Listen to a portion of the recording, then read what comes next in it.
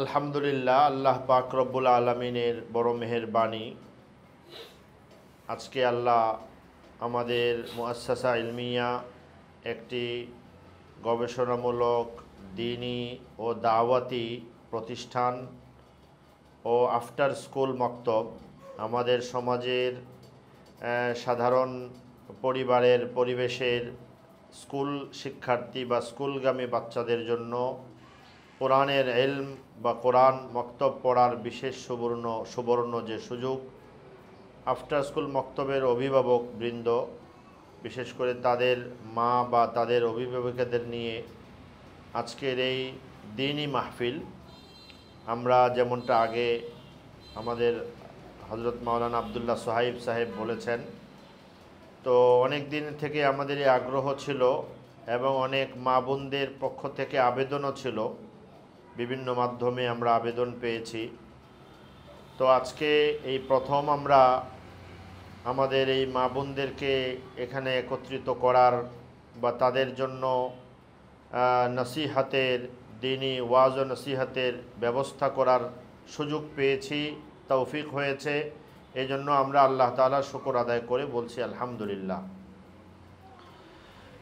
হযরতে রাসূলুল্লাহ সাল্লাল্লাহু আলাইহি ওয়াসাল্লাম এর স্বাভাবিক রীতি তো ছিল, তিনি দ্বীন ইলমের যে জরুরি বিষয়গুলো, ওয়াজ ও নসিহতগুলো মসজিদেই করতেন।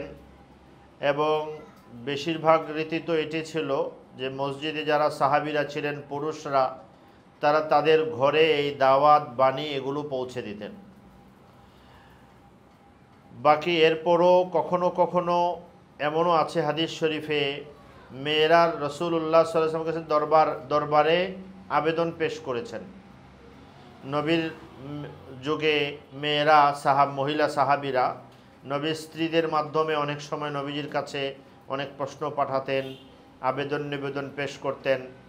একদিন তারা এই আবেদন করেছেন যে ইয়া রাসূলুল্লাহ, আপনি তো পুরুষদেরকে নসিহত করেন, আমাদের জন্য আলাদা পৃথকভাবে নসিহতের ব্যবস্থা করেন। তো রাসূলুল্লাহ সাল্লাল্লাহু আলাইহি ওয়াসাল্লাম তাদের জন্য পৃথকভাবে দ্বীনি ইলম এবং দ্বীনি নসিহত পেশ করার জন্য পৃথক ব্যবস্থা নিয়েছিলেন। এর থেকেই বা এই ধারাবাহিকতা এইভাবেই আমাদের বুজুর্গানে দিন ওলামায়ে কেরামগণ একটা তো চান যে পুরুষের মাধ্যমে, তাদের মাধ্যমে দ্বীনি নসিহত উপদেশগুলো তাদের ঘরে ঘরে পৌঁছে যাক। আবার এই চেষ্টাও করেন পূর্ণ পর্দা ও নিরাপত্তার সাথে মা বোনদের সরাসরি তাদের কাছে দ্বীন ও দাওয়াতের কথা পৌঁছে দিতে। আমরা এই প্রচেষ্টারই এই প্রথম উদ্যোগ। আল্লাহ তাআলা আমাদের এই উদ্যোগকে কবুল করেন। আমরা মনোযোগ দিয়ে কয়েকটা কথা মনোযোগ দিয়ে শুনি। প্রথম কথা হলো, আমরা জানি এই দুনিয়ার জীবন ক্ষণস্থায়ী, ক্ষণকালের। এই ক্ষণস্থায়ী বিষয়টা যে আসলে কয়দিন কেউ বলতে পারে না। তো এই দুনিয়ার পরে হলো আখেরাত। আখেরাতের অফুরন্ত সময়, কবর থেকে শুরু করে কবর, হাসর, কিয়ামত এবং এর পরের সময়গুলো সম্পর্কে আল্লাহ তাআলা কোরআনে অনেক বলেছেন। কোরআনে কারীমের বিখ্যাত আয়াত, ইয়াউমা ইয়াফিরুল মারউ মিন আখিহি ওয়া উম্মিহি ওয়া আবিহি ওয়া সাহিবাতিহি ওয়া বানিহি। কিয়ামতের দিন যখন শুরু হবে তখন থেকেই তো মানুষ তার প্রিয়জনদের কাছ থেকে পালাবে, এমনকি সন্তান সন্ততি, ছেলে মেয়ে, স্ত্রী পুত্র, প্রিয়দের কাছ থেকেও পালাবে। না জানি সে তার কাছে কি দাবি করে, কেউ কারো কোনো সহযোগিতা করতে পারবে না।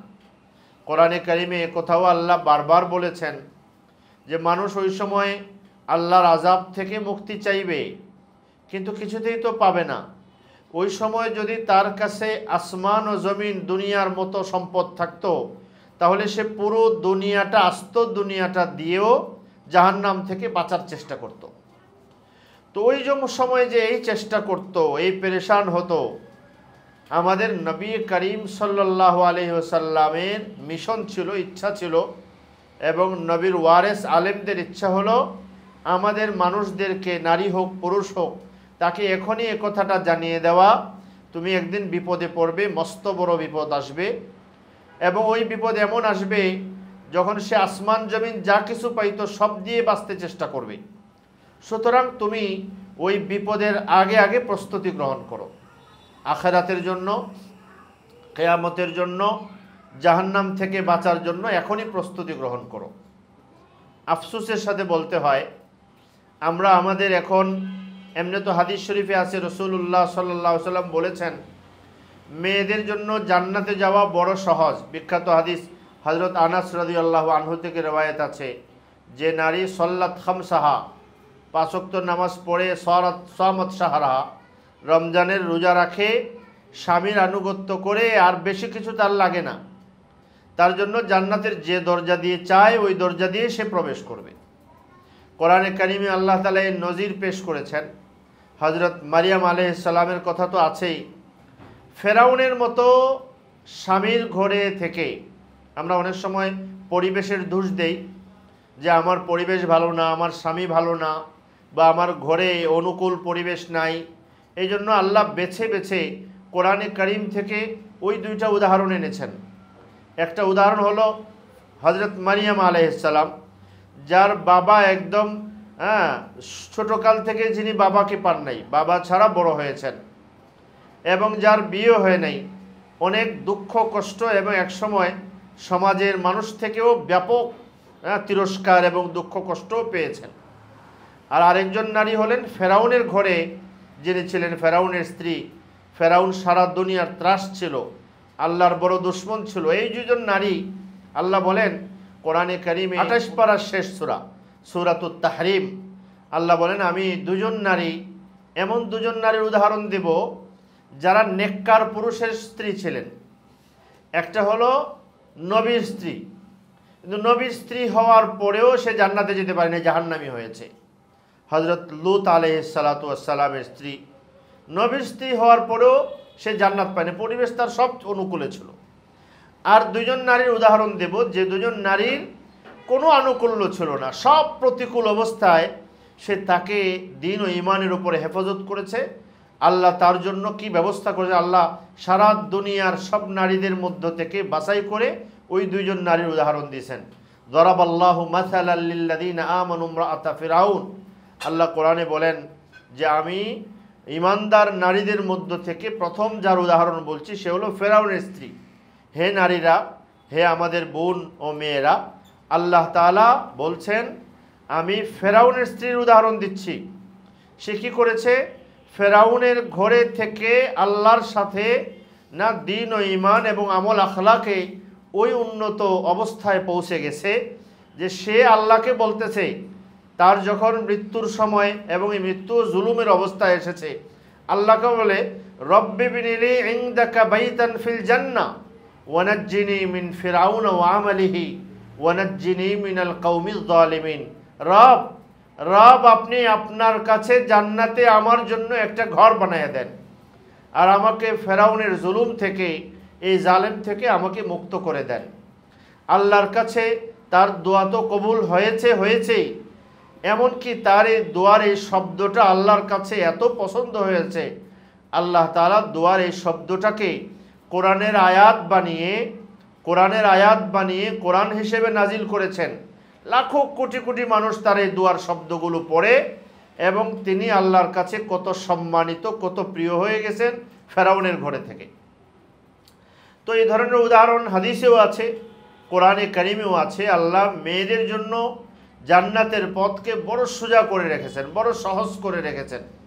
কিন্তু আফসোসের বিষয় হলো আজকাল আমরা যেটা উপলব্ধি করি, ওলামায়ে কেরাম যেটা উপলব্ধি করেন, সেটা হলো আমরা যারা মসজিদে যাদেরকে দেখতে পাই, অনেক নামাজি, বাহ্যিকভাবে অনেক পরহেজগার মানুষদেরও দেখতে পাই, তাদের থেকে এই অভিযোগও শুনি বা অনেক সময় অনুমানও করা যায় যে তাদের ঘরে নারীদের পর্যন্ত তারা তাদের এই নসিহতগুলো, এই পরিবেশটা তারা স্থানান্তরিত করতে পারেন না। আবার আলহামদুলিল্লাহ এর বিপরীতও আছে, এমন অনেক সংবাদ বা পাওয়া যায় যেখানে ঘরের মধ্যে দ্বীনের ভালো পরিবেশ আছে, যদিও পুরুষকে এই দ্বীনের পরিবেশ স্পর্শ করে নাই, উল্টাও আছে। তো আমি 2টা কথা বলেই আমার কথা আজকে শেষ করব। আমাদের আজকে বাংলাদেশের গর্ব, আমাদের দেশের শীর্ষস্থানীয় যে সকল ওলামায়ে কেরাম মুরব্বী এখন আছেন, যাদের ইলমের এবং দ্বীনের ওলামায়ে কেরামের অঙ্গনে যাদের সুবিশাল সুবিস্তৃত খেদমত এবং যাদের হাজার হাজার আলেম ছাত্ররা দেশ এবং দুনিয়াব্যাপী দ্বীনের খেদমত করছেন, তাদের মধ্যে অন্যতম আমাদের উস্তাদ হযরত মাওলানা আবুল বাশার মোহাম্মদ সাইফুল ইসলাম সাহেব দামাত বারাকাতুহুম, যিনি আমাদের এই প্রতিষ্ঠানেরও মূল মুরব্বী, যার পরামর্শ দোয়ায় আমরা এই কাজগুলো করি। তিনি উপস্থিত আছেন, আমরা তার কথা শুনব। কিন্তু এর আগে আমি আজকে এই ভূমিকামূলক দুটো কথাই বলবো। একটা হলো, আমি 12-13 বছর হয়ে যাচ্ছে মহানগর প্রজেক্টে মসজিদের সুবাদে মসজিদে আমাকে আল্লাহ তাআলা কিছু খেদমত করার সুযোগ করে দিয়েছেন। এখনও পর্যন্ত আমি আছি, কিন্তু এবং অনেক ভাইদের সাথেও নানা রকমের সম্পর্ক হয়েছে, অনেকদেরকে জানা হয়েছে এবং অনেক সন্তানরা আলহামদুলিল্লাহ এর মধ্যেও অনেকে তাদের সন্তানদেরকে দ্বীনের ইলমের জন্য দিয়ে দিয়েছেন, এটাও দেখছি। কিন্তু মনে বড় একটা আফসোস ছিল, সেটা হলো যে আমি কি আসলে এখানে তো অনেক আমাদের বোনরা আছেন, অনেক মারা আছেন, অনেক নারীরা আছেন, তারাও তো আল্লাহর বান্দা বান্দি, তাদেরও তো অধিকার আছে। তাদের কাছে রাসূলুল্লাহ সাল্লাল্লাহু আলাইহি ওয়াসাল্লামের বার্তাগুলো, আবেদনগুলো নবী করিম সাল্লাল্লাহু আলাইহি ওয়াসাল্লাম কীভাবে চাইতেন যে একটা নারী একটা পুরুষ যেন জাহান্নামে অভিমুখী না হয়। যতটুকু আল্লাহ কোরআনে বলেছেন, নবী করিম সাল্লাল্লাহু আলাইহি ওয়াসাল্লামকে আল্লাহ বলতেছেন, কয়ে তোমার মানুষের জন্য এত টান, এত দরদ, মানুষ যেন জাহান্নামে না যায়, জান্নাতে যায়, এই জন্য তোমার এত পেরেশানি, এত টান। নবীকে আল্লাহ বলতেছেন, মনে হয় তোমার জানটাকে তুমি শেষ করে দেবে তাদের জন্য। রাসূলুল্লাহ সাল্লাল্লাহু আলাইহি ওয়াসাল্লামের এই কষ্টটা, এই আগ্রহটা, এই তৃষ্ণা পিপাসাটা ছিল সব নারী পুরুষের জন্য। আমরা তো আমাদেরকে আল্লাহ, আমাদের নিজস্ব কিছুই নাই, আল্লাহ তাআলা মেহেরবানি, আল্লাহ দয়া করে আমাদেরকে রাসূলুল্লাহ সাল্লাল্লাহু আলাইহি ওয়াসাল্লামের এই দায়িত্বের যারা ওয়ারেস, তাদের খাদেম বানিয়েছেন। আমরা কিছুই হয়তো পাই নাই ওইটার, কিন্তু নবী করিম সাল্লাল্লাহু আলাইহি ওয়াসাল্লামের এই দরদের লাখো কোটি গুণ দরদের একটা কোণাও যদি আমার দিলে এসে থাকে, পয়দা হয়ে থাকে, তো আমার মনে হয় ওই জিনিসটাই আমাকে যন্ত্রণা দেয়, আমার মধ্যে এই আমাকে তাড়িত করে, আমাকে এই অনুপ্রেরণা দেয়, আমাকে বলে ডেকে ডেকে, তুমি তো যাদের এখানে থাকছো, এতদিন থেকে আসা যাওয়া করছো, এখানে আছে, এখানে তো পুরুষরা তো আছে, এখানে তো অনেক মা বোনরাও আছে, তাদের কাছে কি নবীর ওই বার্তাটা পৌঁছায় দিতে পারছো? নবীজি যে ফাতেমাকে বলেছেন, ফাতেমা তুমি তো আমার মেয়ে, কিন্তু তোমাকে জাহান্নাম থেকে বাঁচার কাজ তোমার নিজেরই করতে হবে। আয়েশাকে বলেছেন, চাচাকে বলেছেন, চাচাতো ভাইকে বলেছেন, মেয়ে জামাতাকে বলেছেন, সবকে ডেকে ডেকে বলেছেন, তোমার জাহান্নাম থেকে বাঁচার ব্যবস্থা কিন্তু তোমাকে করতে হবে। তোমার স্বামী অমুক ভালো না, অমুকে এটা করছে না, ওই সুবিধা নাই, জীবনে এই কষ্ট পাইছো, অমুকে এই কারণে এটা পারো না, ওর কোনোটাই তখন কাজে আসবে না। তোমাকে কিন্তু তোমার বাঁচার ব্যবস্থা এটাই করতে হবে। কু আনফুসাকুম ওয়া আহলিকুম নারা, এবং মায়েদের জন্য তো নিজে না, তার সন্তানকেও বাঁচাতে হবে। এই যে রাসূলুল্লাহ সাল্লাল্লাহু আলাইহি ওয়াসাল্লাম কোরআনের এই বাণী এবং এই আবেদনটা আমার পৌঁছে দিতে, সবার কানে কানে পৌঁছে দিতে বড় বড় জ্বালা অনুভব করি, আমি করি। আজকে এই সুযোগ পেয়ে আপনাদেরকে এবং আপনাদের মাধ্যমে আমাদের সব মা বোনদের কাছে এটা পৌঁছে দিতে চাই। এবং আমরা চাই যে এখানে ধারাবাহিকভাবে আমরা যখনই সুযোগ পাবো ইনশাল্লাহ চেষ্টা করব প্রতি মাসে কোনো একটা কিছু এখানে করি, বা মহানগর মসজিদ কেন্দ্রিক যেখানে হোক চেষ্টা করব আমরা এটা পৌঁছে দিতে। মহানগর মসজিদে প্রতি শুক্রবার এশার পরে তাফসির হয়, বয়ান হয়।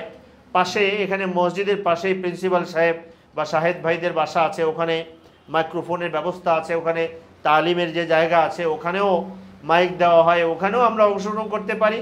আর এখানেও করব, আমরা যেন আমাদের এই যে কষ্টটুকু, এই দাবিটুকু, এই আবেদনটুকু আপনাদের পর্যন্ত সরাসরি পৌঁছাতে পারি, এই সুযোগ আপনারা করে দেবেন। আপনারা আরও 2-5 জনকে ডেকে আনবেন, চেষ্টা করবেন। আল্লাহ তাআলা এই মাধ্যমে যদি আমাদের দ্বীন ও ঈমানকে জিন্দা করার সুযোগ করে দেন।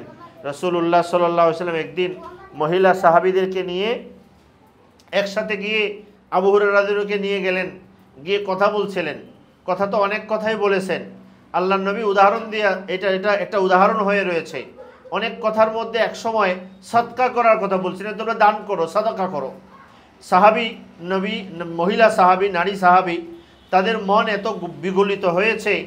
হযরত আবু হুরায়রা রাদিয়াল্লাহু বলেন, মেয়েরা নবীর সাদাকার কথা শুনে, মেয়েদের কাছে তো গলার গহনা, গলা কানের গহনা অনেক দামি জিনিস, কিছুতে তারা ওখানে হাত দেয় না, কিন্তু নারী সাহাবীরা তাদের গলা কান থেকে নিজের হাতে গহনাগুলো খুলে খুলে আবু হুরায়রা রাদিয়াল্লাহু ব্যাগের মধ্যে পুড়ে দিতে শুরু করেছিলেন। তো আমি মনে করি কোরআন ও দ্বীনের কথা, সুন্নাহর কথা, হাদিসের কথা সরাসরি কানে পড়লে এই প্রভাব ইনশাআল্লাহ তাদের মধ্যে হবে, এই আসর হবে। আমরা আজকে আমাদের অতিথি মেহমান উস্তাজ মুরব্বী, দেশের প্রখ্যাত আলেম হযরত মাওলানা আবুল বাশার সাহেব দামাত বারাকাতুহুম হুজুর এসেছেন। বার্ধক্যজনিত কষ্টও আছে, অসুস্থতাও আছে, তারপরও হুজুর এই মেহনতগুলো করে বেড়ান। আমরা হুজুরকে আরও সামনে পাবো ইনশাআল্লাহ। আজকে আমরা এই মুহূর্তে হুজুর থেকেই কথাগুলো শুনব। আমরা সামনেরও যখন প্রোগ্রামগুলো হয় আদবের সাথে, আখলাকের সাথে, পর্দার সাথে এবং এখলাসের নিয়তে, গুনাহ থেকে বাঁচার নিয়তে এবং নিজের দিনকে ইমানি জিন্দেগির নিয়তে, এই নিয়তে যখন আমরা আসব তখন অনেক কষ্টই স্বাভাবিক হয়ে যায়। অশৃঙ্খলা বিশৃঙ্খলা শৃঙ্খলায় রূপান্তরিত হয়ে যায়।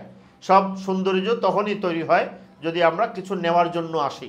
এবং এই মজলিসগুলোর একটা বরকত হলো, একটা দুইটা বরকত বলে শেষ করছি।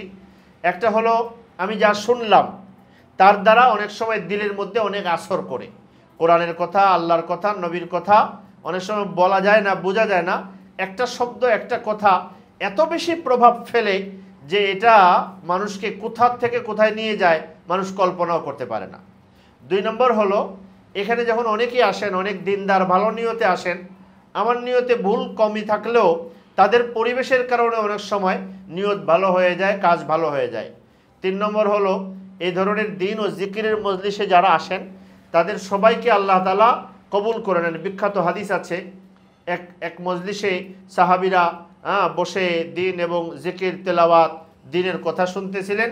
তো রাসূলুল্লাহ সাল্লাল্লাহু আলাইহি ওয়াসাল্লাম, আসলে এটা একটা প্রতীকী ঘটনা বানিয়ে হাদিসে নবী করিম সাল্লাল্লাহু আলাইহি ওয়াসাল্লাম শুনাইছেন যে দেখেন, এরকম হয় এক মজলিসে মানুষ বসা আছে, তো একজন ফেরেশতারা সাথে আল্লাহ কথোপকথন করে, ফেরেশতাদের মাধ্যমে তাদের নিয়ত জিজ্ঞেস করেছে কেন আসছে, আল্লাহকে খুশি করার জন্য, সন্তুষ্ট করার জন্য। সবশেষে আল্লাহ ঘোষণা দিলেন তাদের সবাইকে মাফ করে দাও, সবার সব গুনাহ মাফ করে দাও। ফেরেশতা তখন বলে, আল্লাহ, এদের মধ্যে তো একজন লোক আছে, সে আসলে এখানে আসে নাই, আসছে অন্য কাজে, এখানে মাঝখানে আইসা পেছে পড়ে বা মাঝখানে আইসা ঠেকাই পড়ে বসে গেছে। তো নবী করিম সাল্লাল্লাহু আলাইহি ওয়াসাল্লাম বলেন, তখন আল্লাহ বলেন তারে সহ মাফ করে দাও। উলাইকা কাউমুন লা ইয়াশকা বিহিম জালিসুহুম, এরা এমন যে এদের মধ্যে যে থাকে তারও আল্লাহ মাফ করে দেন। তো এই মজলিসগুলোর বরকত এমনিই হয়। আর যদি আমি এখান থেকে দাওয়াত এবং দিন ফায়দা নিতে পারি এবং এটা আমার ঘর পর্যন্ত সন্তান স্বামী আস্তে আস্তে চারপাশ ছড়াতে থাকে, তাইলে এর ফায়দার কোনো শেষ নেই। যতদিন হায়াতে থাকবো ততদিন এই মজলিসের ফায়দা আমরা পাইতে থাকবো। আল্লাহ তাআলা কবুল করেন, আমিন। ওয়া আখিরু দাওয়ানা আনিল হামদুলিল্লাহি রাব্বিল আলামিন।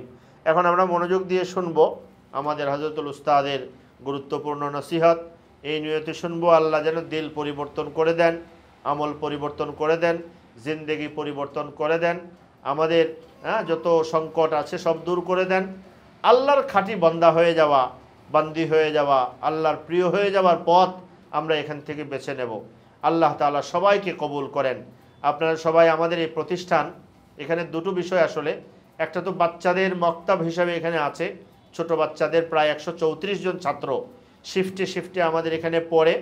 আমরা এটা নিয়ত করেছি এই জন্য, যারা স্কুলগামী বাচ্চারা হয় তারা যখন একজন উস্তাদ রেখে বাসায় যে পড়ে, বাসায় পড়লে আসলে সাধারণত বাসার পরিবেশে থাকার কারণে তার পড়া এবং সবগুলো আদব আখলাক দোয়া এগুলো আমরা দেখেছি 90% ওগুলো হয় না।